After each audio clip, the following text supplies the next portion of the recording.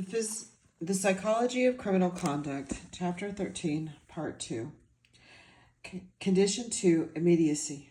The sooner a cost follows the behavior, the more likely that the behavior will be suppressed. Introducing a delay between the behavior cost and the cost can significantly alter the effectiveness of the punishment. Why is this? It is mainly because there are opportunities for the behavior to be reinforced. Prior to the delivery of punishment, one has to think of behavior as a chain of specific actions. The last action in the chain may be punished, and this may have some effect on the preceding responses, but the suppression effect diminishes the further response is from the punishment. To illustrate what could happen, consider someone who is caught breaking into a car, the behavior, and is arrested and placed in police cell. The cost. What has the person learned?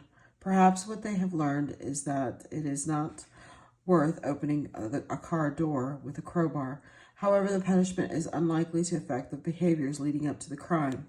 Example, visiting criminal friends, smoking some drugs, and then going out for a little excitement.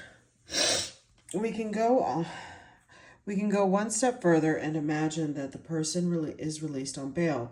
What happens then? While waiting for trial and sentencing, the individual may still associate with criminal others, use drugs, and may even occasion to commit undetected crimes. The opportunity to reinforce enforcement of criminal behavior abounds. Condition 3, certainty. Avoidance theory explains how punishment works. Simply stated, punishment elicits an undesirable emotional response, fear, anxiety, and by not engaging in the behavior that produces punishment, the organism avoids an unpleasant emotion, although behavior is inhibited because it avoids something unpleasant. The unpleasant feelings of anxiety and fear do not last forever. The psychological responses that we label and fear, example, increased heart rate, sweating, etc., dissipate. It is as though we forgets how bad the punishment it was. To be reminded, it is important that the undesirable behavior is punished every time it occurs. Unlike rewards, with which infrequent and unpredictable reinforcement, referred to as variable ratio or interval schedules, lead to high rate and stable behavior, allowing an undesirable behavior to go unpunished once in a while is counterproductive. People and animals behave, they rarely sit still. The criminal must be caught almost every time he or she commits a crime and not be allowed opportunities to engage in other unwanted behavior that may be rewarded. Another factor that can influence perceived certainty of punishment is the peer group. Matthews and Agnew, 2008, examined the interaction between perceived certainty of punishment and pro-criminal peer group among 1,625 high school students, using self-reports of antisocial behavior and peer affiliation. They found that the perceived certainty of punishment, measured by a 5-point scale of getting caught by the police, had no effect on criminal behavior for the student with delinquent peers. The authors hypothesized that pro-criminal peers may reduce the possibility of a deterrent effect by minimizing the chances of detection and reinforcing criminal behavior. Other moderators influencing the effects of perceived influence include age, and pro-criminal thinking. Condition 4, no escape or reinforced in alternatives. When punished, an organism attempts to escape the situation. The escaping from aversive situation can have two consequences. One, the escape behavior is reinforced, or two, the original behavior may continue because the organism now finds itself in a non-punishing situation. The behavioral outcome may be desirable. Example, a boy leaves a group of children who are teasing him. Alternatively, the outcome could be undesirable. Example, an inmate escapes from custody to rob again. Thus, a situation associated with punishment may serve as a cue to engage in escape behavior. To deal with such situation, all routes as a cue to engage in escape behavior. To deal with such a situation, all routes to escape must be blocked to ensure that escape behavior is unrewarded. The point was made earlier that people are always behaving, and that behavior consists of a multitude of specific actions. Individuals have behavioral repertoires. For example, an individual may have the skills to read, cook an omelet, and paint murals. The activation of a certain set of behaviors depends upon whether the behavior is likely to be rewarded. It is unlikely that most people will read aloud a book to an empty classroom, cook a meal on an autobus, or paint a mural on the side of a stranger's house. The behaviors would not be rewarded in these situations. People choose behaviors that they think will be rewarded, i.e. signal reward. If one behavior is not rewarded, then they choose another from their behavioral repertoire. In any particular situation, an individual makes choices regarding what behavior to engage. A young man who is introduced to an attractive woman will choose from his behavioral repertoire the behavior that he thinks may gain her admiration. Should he smile, engage in polite conversation, or show her his tattoo of mom?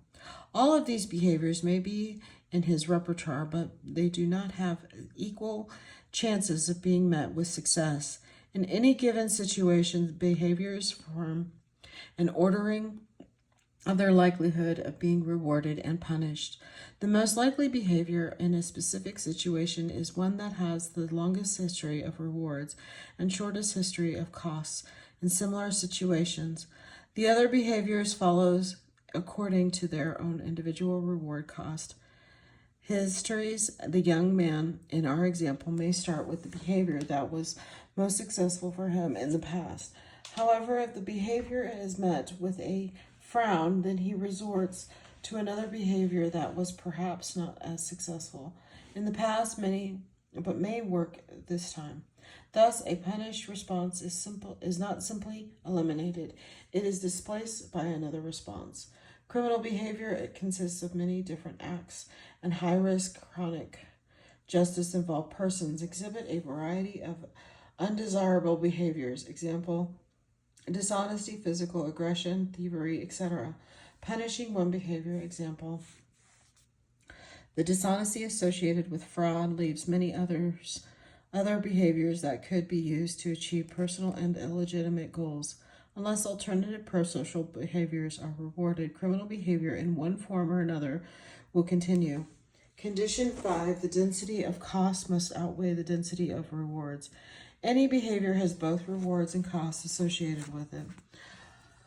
Look back to table 3.2 of chapter 3. Going to work every day may produce a paycheck and workplace for friendship, but it also involves getting up in the morning, fighting rush hour traffic, and coping with the other irritants. Arisen, Holes, and Haig, 1963, observed that behaviors with significant history of rewards are more resistant to the effects of punishment than behaviors with a limited history of rewards. In the language of GPCSL, the greater the density of rewards associated with behavior in terms of intensity, immediacy, consistency, and variety, the greater the density of costs required to suppress behavior. High-risk individuals have high densities of rewards for criminal behavior, and thus their behaviors are highly resistant to punishment. Condition 6. The effectiveness of costs interact with person variables. The effect of rewards and costs interact with a variety of person factors. Example: the biological cognitive state conditions. In other words, people respond differently to costs and even from one moment to another.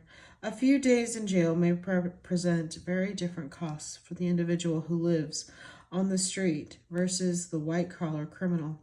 A verbal reprimand would have different effects depending upon whether an individual is intoxicated or not.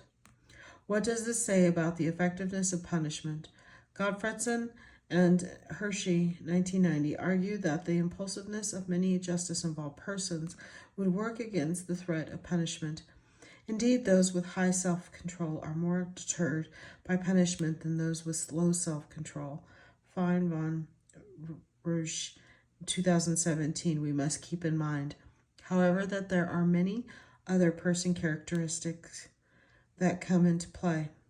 For example, those with the concrete thinking and oriented to the present situation are likely to have a childhood history of erratic and frequent punishment. This shapes a certain level of tolerance for punishment. Some may also have a biological temperamental traits that make him less responsive to punishment. Inhibiting behavior requires judgments of the likelihood of certain outcomes, i.e., signaled costs. To the dismay of rational choice theories of crime, those who violate laws do not mimic computers. They do not always weigh the pros and cons of behavior carefully and accurately before making their choice. Studies show that they tend to underestimate the chances of being punished and overestimate the rewards of crime. Finally, when we consider some of the developmental experiences of many who come in conflict with the law, abuse and neglect, where is the logic that more of the same will suppress antisocial behavior? For costs to be effective, one of the necessary conditions is that they must be matched to the characteristics of the person. In the criminal justice system, a matching that depends on personal factors would violate the principle of fairness. Side effects of punishment. Even if we could replicate the conditions for effective punishment in the real world, we are still faced with this, what Skinner referred to as the unfortunate byproducts of punishment. Punishments may suppress behavior, but it can also lead to unintended and undesirable behaviors. Punishment is unpleasant, either physically, emotionally, or psychologically. It is the avoidance of discomfort that explains why punishment suppresses behavior. An unpleasant consequence, however, may have the following unfortunate byproducts. 1. A painful consequence is sufficient intensity may interfere with the other desirable behaviors. For example, a severe assault suffered by a woman at the hands of her partner may prevent her from socializing with friends, going to work, and enjoying recreational activities. If intense punishment is coupled with a situation in which there is no escape, then there is the risk of developing learned helplessness. This is a condition where a strategy for dealing with punishment is to do nothing. Learned helplessness has been used to explain depression, poor coping with stress, and why battered women do not leave their partners. 3. When people are punished, they make attributions as to why they were punished. In the learned helplessness paradigm, the individual learns that he or she has no control over the environment. There are other attributions that can be triggered by punishment. One is to view pro-criminal behavior as inappropriate and that the punishment it was deserved. This attribution, however, is dependent upon a commitment to pro-social values and respect for the law, a problematic area for many justice-involved persons. If punishment is seen as unfair and undeserving, then anger and hate toward the punisher or feelings of rejection may be elicited. These negative emotions may facilitate undesirable behaviors such as reflexive aggression toward the punisher or ignoring attempts at influence by other. It is now well established that corporal punishment of children leads to a range of detrimental outcomes such as poor mental health, substance misuse, and delinquency. Children who judge the disciplining techniques of parents as harsh to avoid parental contact, which further interferes with socialization efforts. One is reminded of Patterson's coercion theory of family processes and of adverse childhood experiences discussed in Chapter 7. Vicarious learning is a very important process. Bandura and Walters, 1963, demonstrated that children may imitate the aggressive practices displayed by their parents. Watching parents and other authority figures, example teachers, use physical punishment that is rewarded may provide learning opportunities for young children. By watching such models, children learn that aggression is acceptable.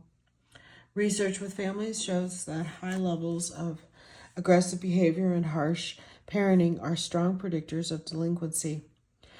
5. From a meta-analytic review, sanctions or punishments are associated with small increase in criminal behavior.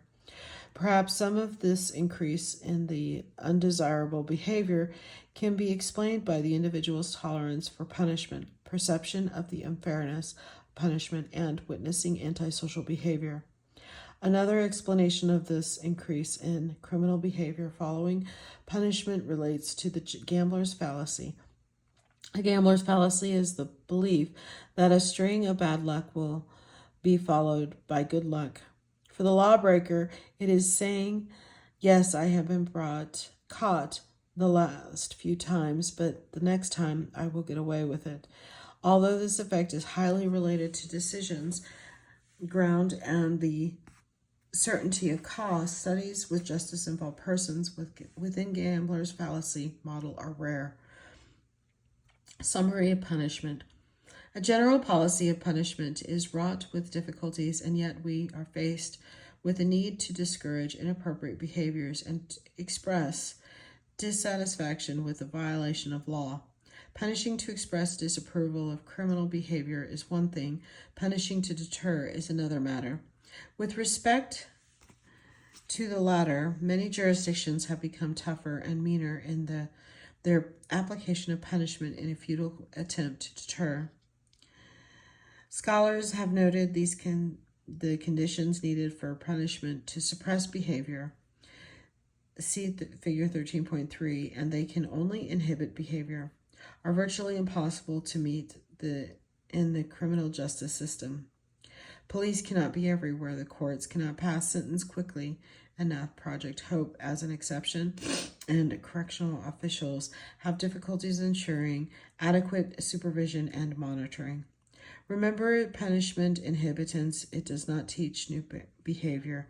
Very punishers, few universal punishers, immediate appropriate intensity, type of the person, it works best with non-impulsive, future-oriented, average to above average IQ. Minimal punishment history, cautious avoids, minimizes excitement. Here's the resource note of 13.2, should you wish to pause.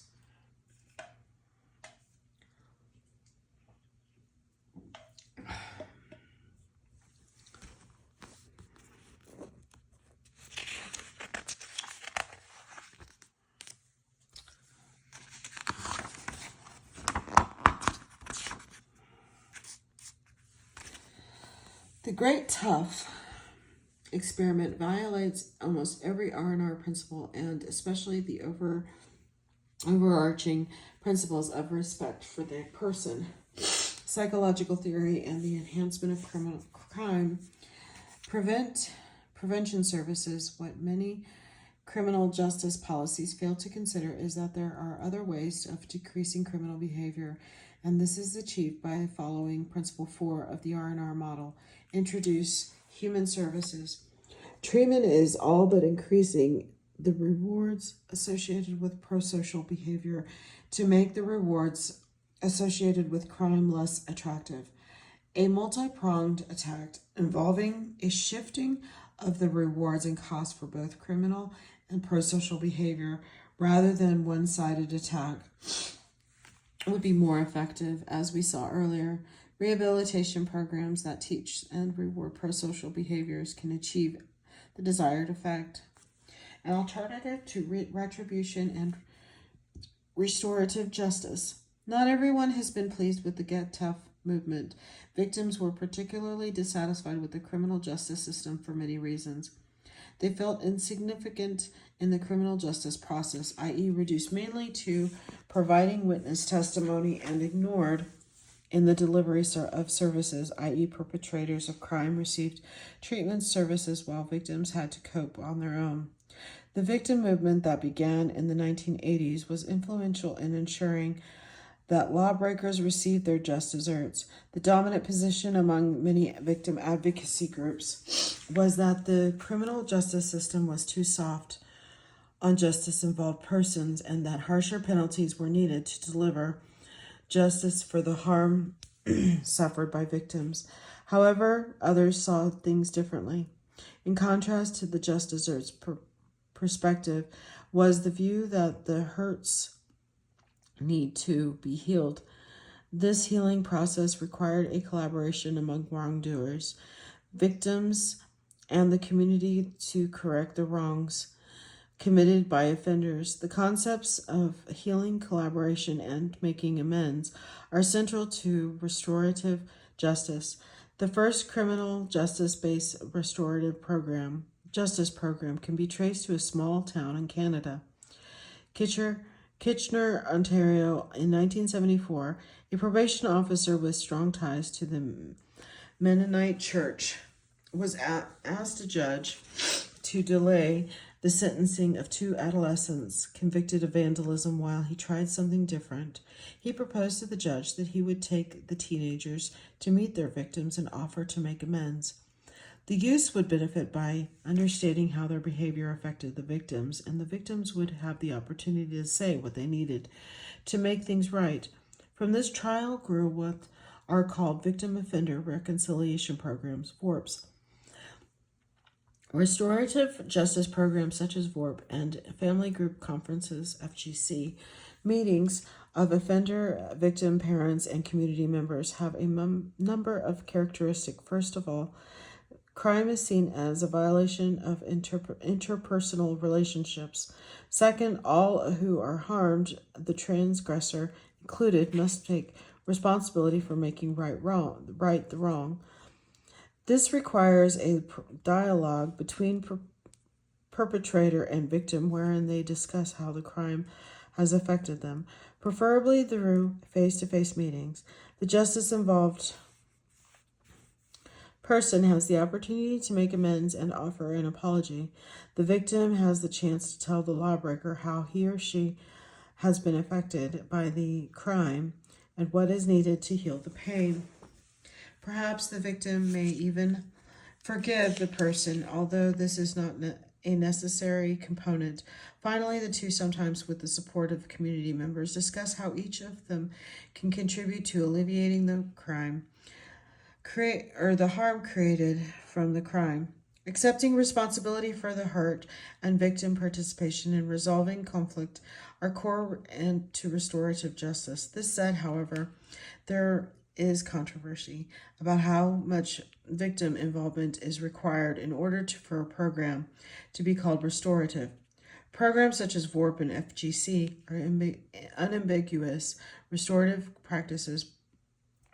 justice practices, on the other hand, there are programs in which there is little, if any, direct contact between the victim and the perpetrator, and agreements are brokered through an intermediary.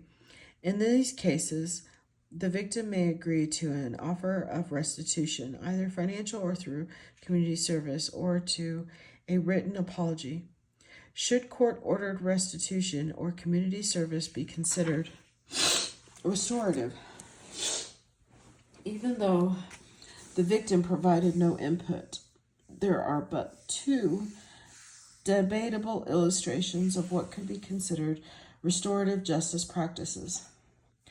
Restorative justice programs and practices exist in North America, Australia, New Zealand, Europe, and parts of Asia and Africa. Restorative justice principles are also exerting an influence on legislative policy and the criminal justice system. In New Zealand, the Children, Young Persons, and Their Families Act prevents the court from making a decision until an FGC is held.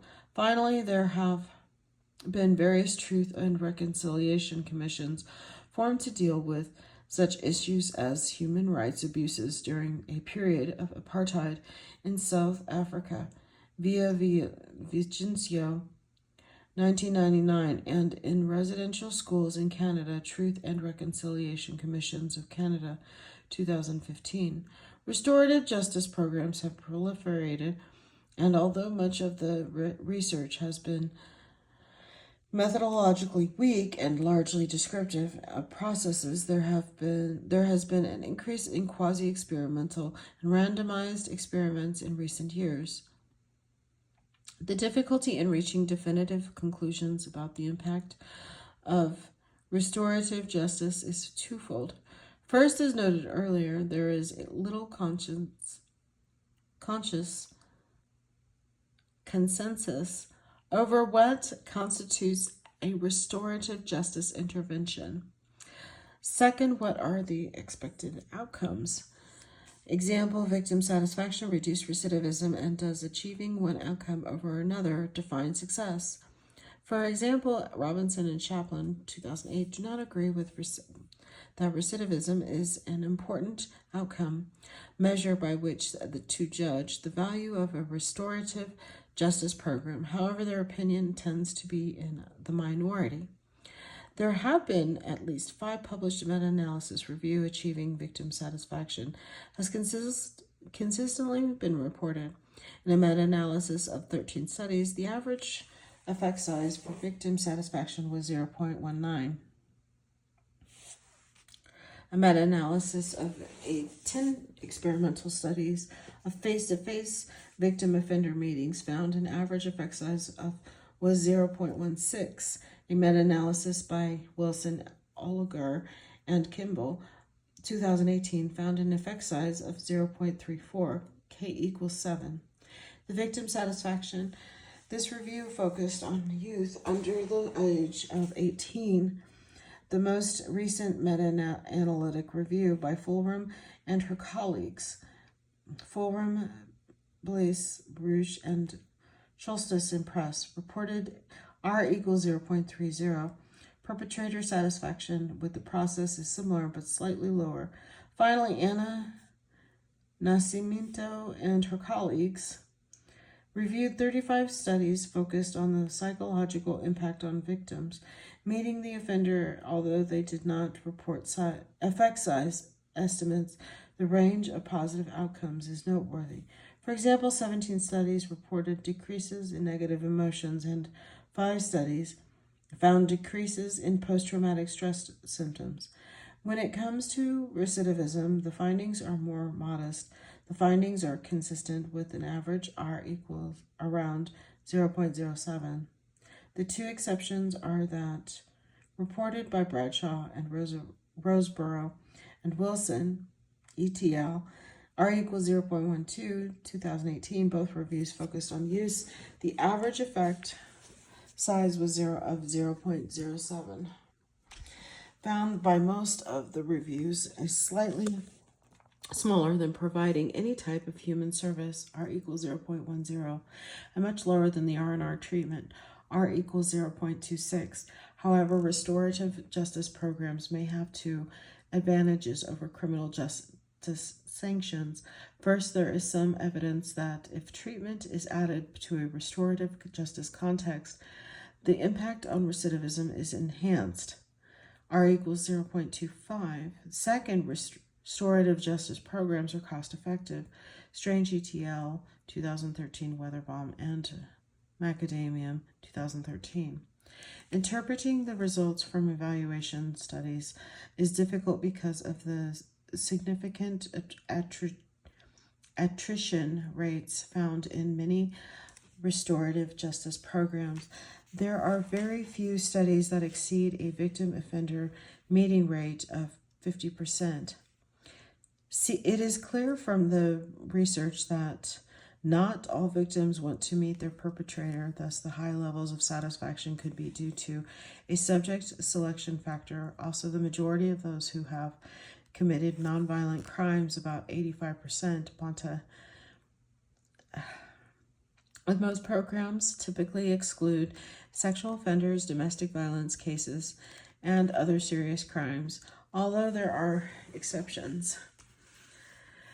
Theoretically, why should we expect restorative justice by itself to have an impact on criminal behavior, besides possibly providing appropriate treatment to address criminogenic needs? There are a number of other possible mechanisms associated with restorative justice principles that may impact on reoffending.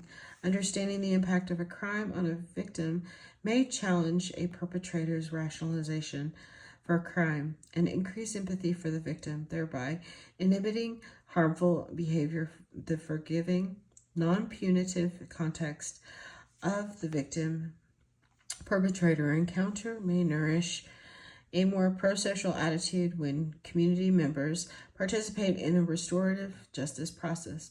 They may act as an informal support system, providing concrete assistance in acquiring pro-social behaviors. Evaluators of restorative justice programs are beginning to systematically examine the impact of restorative justice on these potential intermediary targets. Worth remembering, one, getting tough has failed miserably in achieving the goals of fairness, cost-effectiveness, and enhancing public safety. Mandatory sentences, 3 strikes, and harsher sentences have affected minorities disproportionately and at enormous costs. The costs are measured not only in monetary terms, but also in terms of social consequences. With respect to deterrence, getting tough does not explain the reduction in crime rates seen over the past decade, and it has had no impact on recidivism, despite what politicians think the public wants. When given the complete picture, most public opinion surveys show people are open to less punitive interventions. 2, the psychology and punishment shows that punishment will only work under very specific conditions. Conditions that the criminal justice system cannot duplicate. Laboratory studies of punishment clearly show that for punishment to be effective, it must follow the behavior with certainty and immediacy and at the right intensity. Furthermore, punishment has many undesirable side effects that are counterproductive in the suppression of antisocial behavior. 3, restorative justice, a more respectful and inclusive approach for dealing with those who hurt victims and the community, may offer a viable alternative to get tough approaches in reducing crime. There is a shift underway from an obsession with punishing the justice-involved persons to more humane approaches for dealing with them. The growing influence of restorative justice and renewed interest in treatment reflect a dissatisfaction with the adversarial and punitive orientation of the present justice system.